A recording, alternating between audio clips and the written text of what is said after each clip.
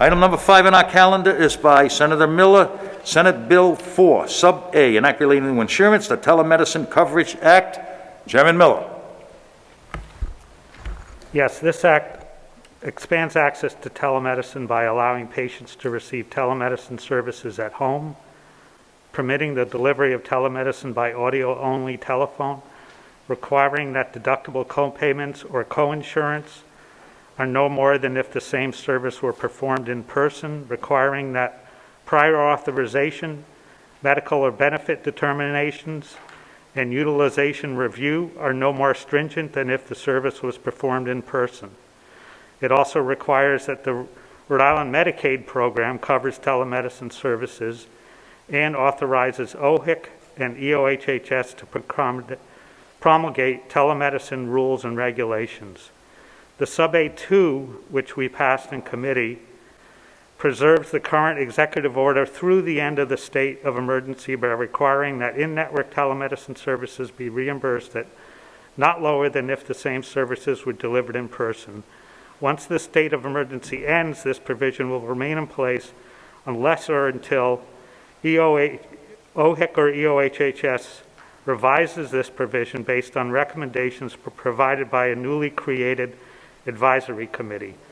In-network primary care and behavioral health providers are required to be reimbursed at rates not lower than when the same services are delivered in person, regardless of the state of emergency. This provision would be permanent. Commercial insurer reimbursement provision on page 3 goes further into that. Also adds data reporting requirement and creates telemedicine advisory committee for both commercial insurance plans and Medicaid, including Medicaid's contracted managed care entities, and requires Medicaid to report any savings experienced in government-funded programs due to expanded access to telemedicine. And then we have a floor amendment when appropriate.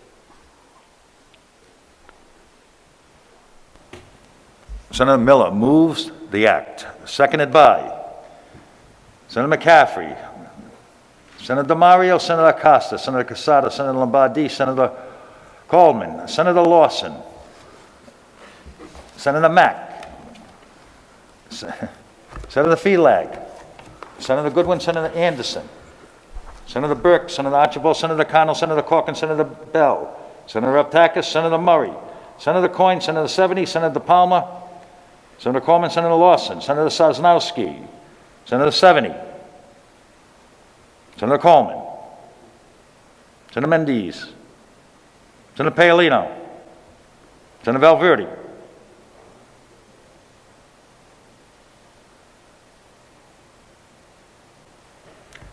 on the act. We do have a floor amendment. Yes. Is this your floor amendment, Senator? Yes. So before I introduce the floor amendment, I want to go through a little bit of the process and led up to the floor amendment. As you know, not only did we have several hearings in the Health and Human Services Committee, but previous to that, based on the governor's budget article, which recommended that OHIC convene a large group of stakeholders in this issue, which I participated in, and several advocates. I think there was at least 60 people on every one of these calls. So the idea of continuing telemedicine beyond the executive order has been discussed thoroughly for the last several months. And one of the issues that came up was what services to continue, which we took care of in the A2, continue at parity.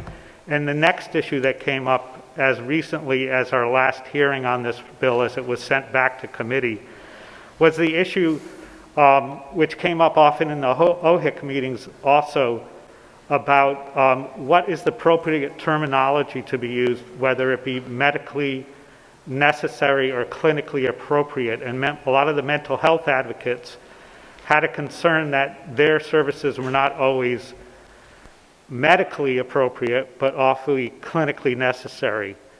And so what we did with the amendment is we added a definition to clarify this point about a medically necessary definition that covers the whole bill on all sections because it's in the definition section.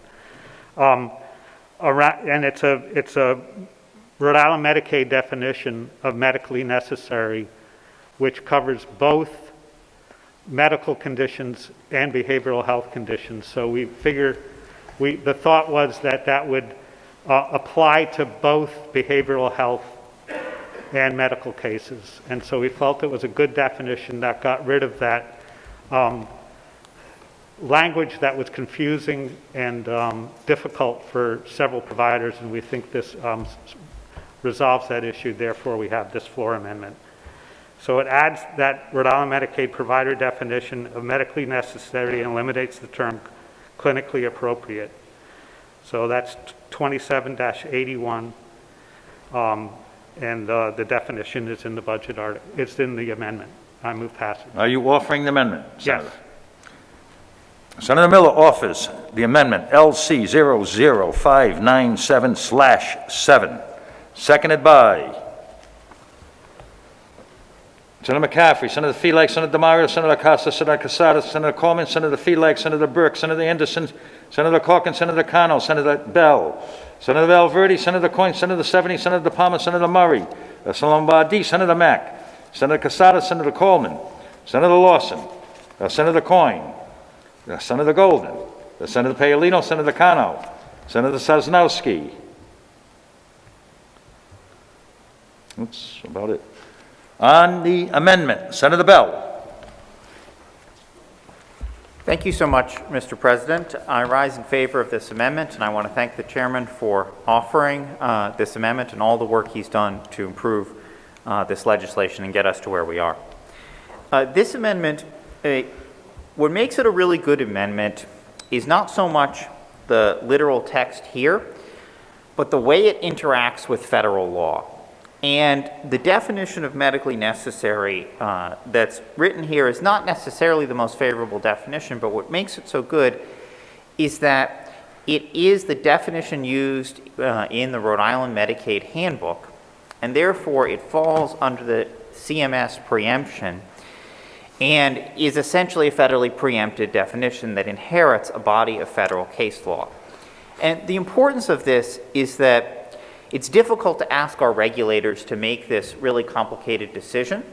And so by appealing to a body, a definition that carries with it a federal national body of law around it, we're able to come up with a detailed, nuanced decision with guidelines that doesn't just leave it all to the insurance companies without putting an undue burden on our individual state regulators. I think it's a really good solution to this problem, and I think we should all support this particular amendment.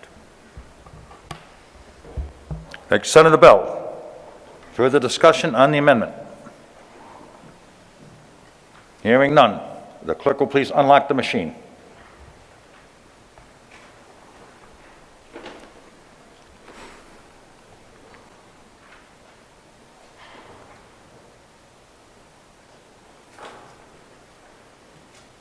If all members have recorded their vote, the clerk will please lock the machine. There are 37 votes in the affirmative, none in the negative, and the amendment passes. Senator Miller moves the act as amended.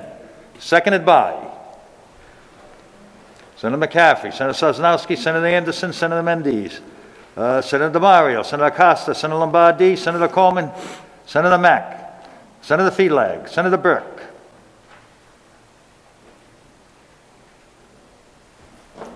Senator Bell, Senator Aptakis, Senator Murray, Senator Golden, Senator Valverde, Senator Coyne, Senator Seveny, Senator DePalma, Senator Corcoran, Senator Archibald, Senator Coleman, Senator Lawson, Senator Casada, Senator Golden, Senator Coyne, Senator Paolino, Senator Cano. On the act as amended, Senator Bell. Thank you so much, Mr. President.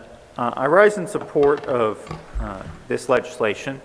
I think it's a really important bill that's going to have a lot of benefits for the future of our state and the future of health care. I really want to take this opportunity to thank the chairman for all of his hard work he put in to listen to the concerns raised by providers and come to a compromise that really addresses all the concerns and balances out the right bill. There's a lot of work that has gone into this legislation, and I think it's really great that we're finally moving forward with it. Telemedicine is incredibly important. There are a lot of services that can be effectively delivered via telemedicine, and some that shouldn't be. And this bill strikes the right balance to make sure that consumers are protected, patients are protected, providers are paid fairly. It doesn't have everything I want in it, but I think it is a very fair compromise, and I'm excited to vote for it today. Thank you, Senator Bell. Additional discussion? Hearing none, the clerk will please unlock the machine.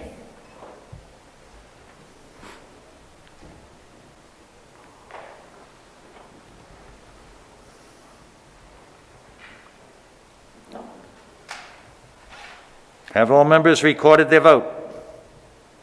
Clerk will lock the machine. There are 37 votes in the affirmative, none in the negative, and the act as amended passes.